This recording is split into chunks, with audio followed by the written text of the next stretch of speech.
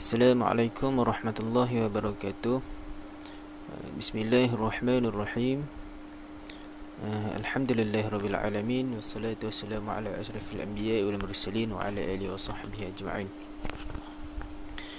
Nama saya Muhammad Syafiq bin Muhammad Khatib. Nombor metrik I18203116. Jadi tajuk kajian saya adalah tentang tahap pemikiran kanak-kanak terhadap permainan video. Okey, seterusnya kita tengok dalam pengenalan.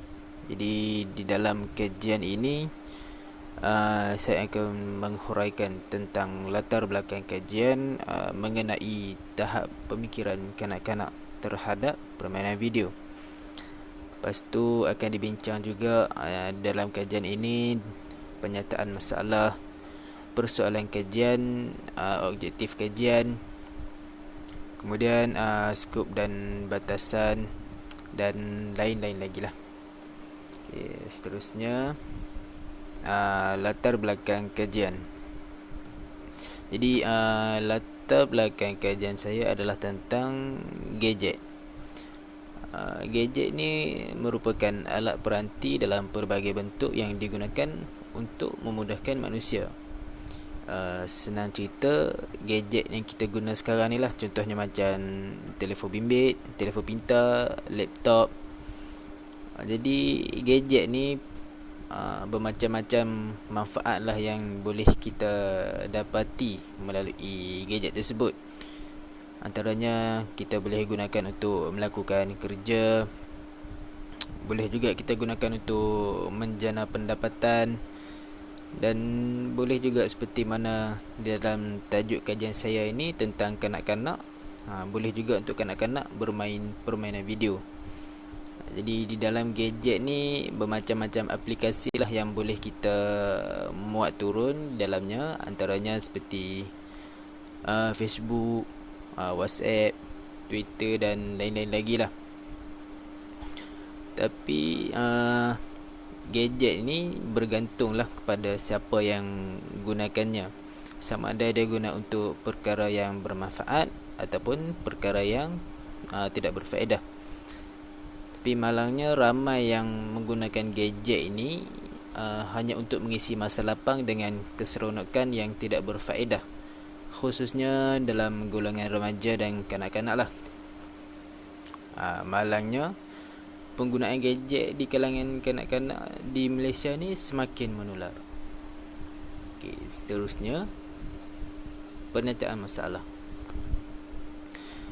Pernyataan masalah dalam kajian ini yang pertama adalah pada masa kini di mana sahaja situasi kanak-kanak bersama penggunaan gadget boleh dianggap sebagai satu pemandangan atau keadaan yang biasa. Seperti yang kita dapat lihat, contohnya waktu raya pada tahun ini, kita semua tidak dibenarkan untuk beraya. Jadi semua beraya di rumah saja. Jadi apa yang boleh kita lihat, kanak-kanak ni apa yang mereka lakukan adalah bermain permainan video. Jadi perkara ni sudah dianggap seperti keadaan yang biasa. Orang pandang dengan keadaan biasalah. Okey, seterusnya gadget lebih menjadi pilihan kanak-kanak berbanding permainan atau sesuatu aktiviti yang melibatkan fizikal. Jadi seperti yang kita dapat lihat sekarang, kanak-kanak yang dah biasa bermain gadget boleh menyebabkan mereka ketagih lah bermain gadget.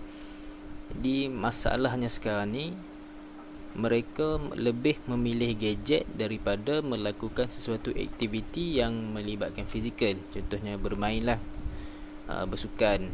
Mereka kanak-kanak ini, golongan kanak-kanak ini, mereka lebih bermain gadget daripada bersukan. Yang seterusnya adalah masalah ini memang masalah lah. Perkara tersebut dibenarkan oleh ibu bapa mereka sendiri. Mungkin ibu bapa mereka ni orang yang sibuk, jadi mereka tak nak anak mereka ganggu. Mereka pun pilih jalan yang mudah lah. Mereka benarkan anak-anak mereka yang kecil itu main gadget. Jadi tak adalah ganggu untuk mereka bekerja. Okay, seterusnya objektif kajian. Yang pertama, mengkaji tahap pemikiran kanak-kanak terhadap permainan video. Yang kedua, menyatakan punca kanak-kanak sering bermain gadget. Yang ketiga, menyatakan langkah untuk mengelakkan kanak-kanak daripada ketagih terhadap gadget. Seterusnya, persoalan kajian. Yang pertama, bagaimanakah pemikiran kanak-kanak terhadap permainan video? Yang kedua, bagaimanakah kanak-kanak boleh bermula untuk menggunakan gadget? Dan yang ketiga, apakah langkah yang patut dilakukan bagi mengatasi masalah ketagihan kanak-kanak terhadap gadget? Okay, seterusnya kita lihat dalam bab skop dan batasan. Jadi dalam bab ini pengkaji membahagikan kepada 3 bahagian lah. Yang pertama, batasan lokasi, batasan responden dan juga batasan umur. Batasan lokasi, pengkaji membataskan kajian ini di kawasan perumahan Taman Desa Alamanda, Baling, Kedah. Kemudian batasan responden pula dilakukan oleh pengkaji adalah sebanyak 15 orang. Kesemua responden tersebut merupakan pelajar sekolah. Dan yang ketiga adalah batasan umur. Batasan umur yang diambil oleh pengkaji adalah 5 hingga 8 tahun yang sudah bergelar sebagai pelajar. Seterusnya, kepentingan kajian. Kajian ini penting untuk mengetahui tahap pemikiran kanak-kanak terhadap permainan video. Yang kedua, kajian ini penting bagi mengelakkan kanak-kanak daripada ketagih terhadap permainan video. Dan yang ketiga, kepentingan kajian ini adalah untuk mengetahui keburukan bermain permainan video. Okey, seterusnya terlihat sorotan kajian. Yang pertama adalah kesan permainan video terhadap perkembangan kanak-kanak. Kesan permainan video ni ada kesan negatif, ada juga kesan kesan positif. Tapi dia lebih cenderung kepada kesan negatif lah. Jadi antara kesan-kesan terhadap perkembangan kanak-kanak adalah yang pertama, permainan video ni dia boleh menyebabkan kanak-kanak tersebut menjadi agresif. Dia mudah marah. Perkara ni paling senang kita lihat apabila budak tersebut dia tengah bermain permainan video. Kemudian kita ambil dia punya handphone tu. Jadi dekat situ kita boleh nampak lah dia akan meronta-ronta, menangis dan sebagainya. Contoh kalau macam adik dia yang ambil handphone tu daripada dia, kemungkinan dia akan memukul lah adik dia. Memang sangat bahayalah.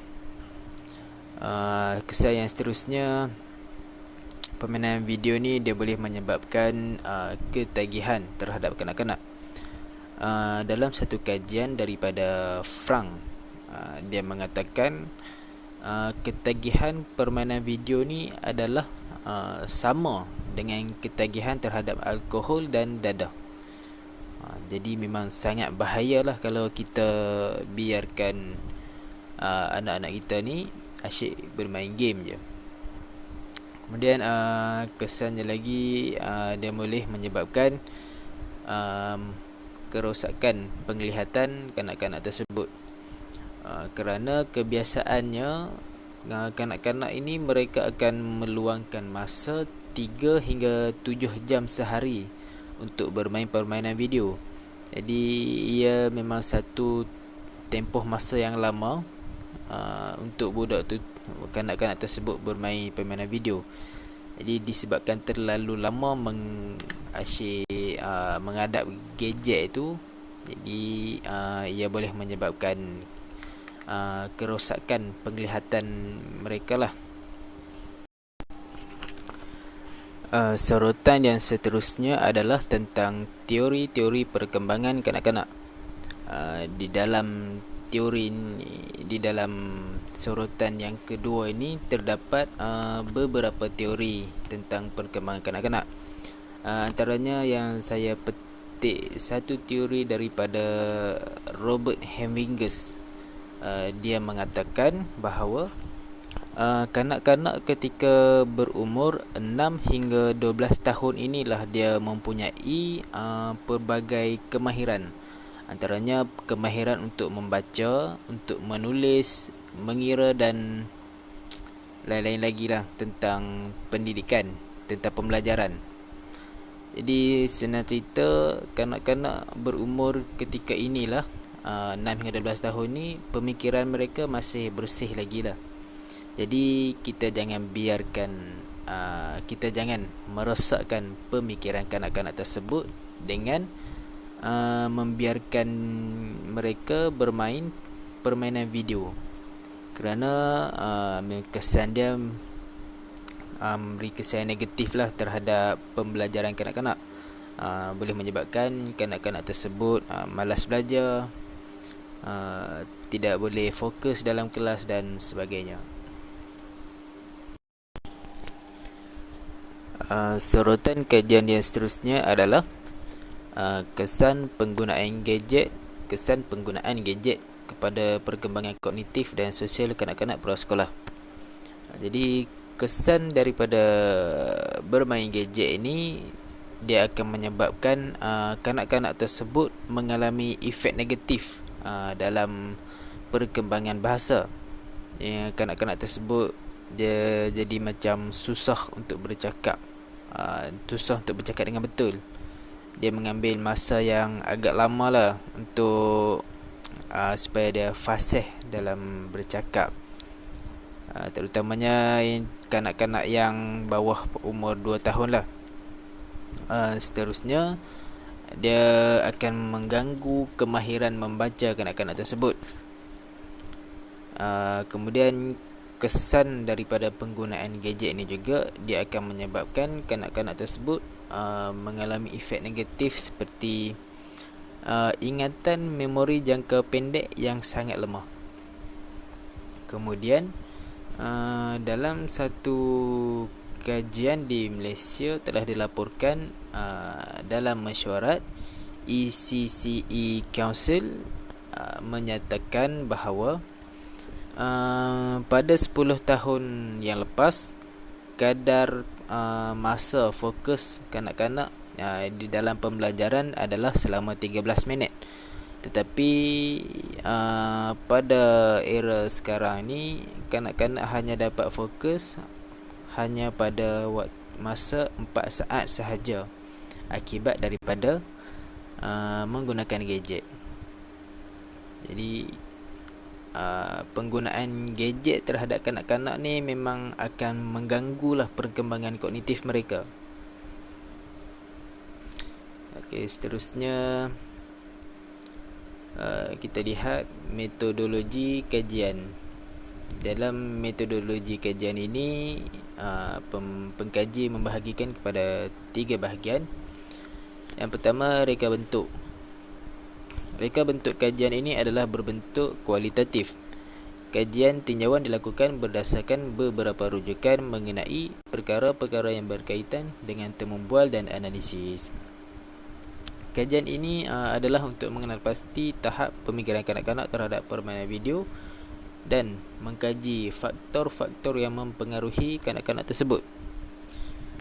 Kemudian kaedah pengumpulan data.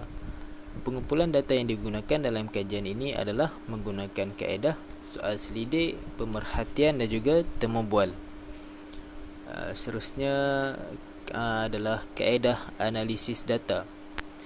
Kajian yang dilakukan oleh pengkaji adalah menggunakan kaedah tekstual dalam kaedah analisis data.